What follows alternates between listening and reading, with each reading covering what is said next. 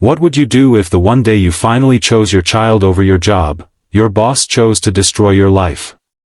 Stay with me until the end of this story, because what happened next left an entire office in tears. And if stories about strength, sacrifice, and unexpected justice move you, don't forget to like this video and subscribe to the channel. You never know which story might change the way you see the world. Daniel Harris hadn't taken a single day off in 9 years. Not when he had the flu. Not when his car broke down. Not even when his wife passed away, leaving him alone with a 3-year-old daughter and a mountain of medical bills. He worked through it all. Daniel was a senior accountant at a prestigious firm in the city. Quiet. Reliable. Invisible. The kind of employee every company depends on, but rarely notices. His world revolved around two things: spreadsheets during the day, and his daughter Lily at night. Lily was 12 now. Bright. Gentle. Wise beyond her years. And she had one simple wish. Dad, can we go to the beach just once? Like other families? Daniel had promised her, soon, for almost a decade. But this time, something changed.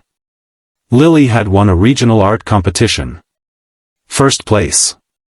Her painting, a portrait of her father sleeping at the kitchen table with bills scattered around him, was titled, "My Hero Doesn't Rest." When Daniel saw it displayed at her school, something inside him broke. He requested 3 days off. His first holiday in 9 years. His boss, Veronica Steele, was known for her cold efficiency. Numbers mattered. Emotions didn't. She glanced at his request. "End of quarter reports are due," she said flatly. "We all make sacrifices." "I have too," Daniel replied quietly. "For 9 years." She didn't look up. "If you walk out that door tomorrow, don't bother coming back." For the first time in his life, Daniel chose Lily. The next morning, he turned off his phone, packed a small bag, and took his daughter to the beach. They built sandcastles. They laughed. Lily ran into the waves while Daniel watched her, realizing he had almost missed her childhood chasing security. It was the happiest day of his life. On the third afternoon, as they were eating ice cream by the boardwalk, Daniel felt a familiar voice behind him. "Well, isn't this irresponsible?" He turned. Veronica. But she wasn't alone. Beside her stood an elderly man with silver hair and sharp eyes, Mr. Whitmore, the founder and majority shareholder of the firm. Veronica's expression was smug. "I thought you should see what kind of employees we have. Abandoning critical deadlines for a vacation." Daniel stood, shielding Lily slightly behind him. "I've never missed a deadline," he said calmly. "Not once." Mr. Whitmore looked from Daniel to Lily. Lily clutched her sketchbook nervously. "What's that?" the old man asked gently. "My drawings," she whispered. He flipped it open. Inside were dozens of sketches: Daniel cooking, Daniel fixing her bike, Daniel asleep at his desk. On the first page was the award-winning painting. Mr. Whitmore stared at it for a long moment. Then he looked at Veronica. "You said he was unreliable." "He chose a holiday over company responsibility," she replied stiffly. Mr. Whitmore's voice hardened.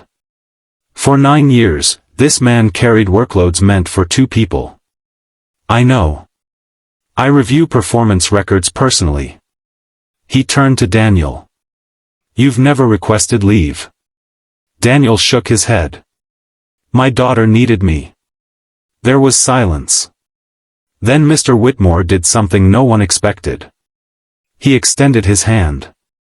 "Effective immediately, you are promoted to Financial Operations Director. With paid family leave policies drafted under your supervision." Veronica's face drained of color. "And as for you," he said coldly to her, "anyone who punishes loyalty doesn't deserve leadership." She was dismissed that very week. Daniel knelt beside Lily, overwhelmed. You didn't lose your job, Daddy? She asked softly. He smiled through tears. No, sweetheart. I think we just found a better one. Months later, the company implemented flexible schedules for single parents. Productivity rose. Morale soared. And in the lobby of the firm now hangs a framed copy of Lily's painting, titled, "My Hero Chose Me." Sometimes, the bravest thing you can do isn't working harder. It's choosing what truly matters. If this story touched your heart, share it with someone who needs to hear it. Like this video, subscribe to the channel, and remember, success means nothing if you lose the people you're working for. Because in the end, love, not fear, is what builds a legacy.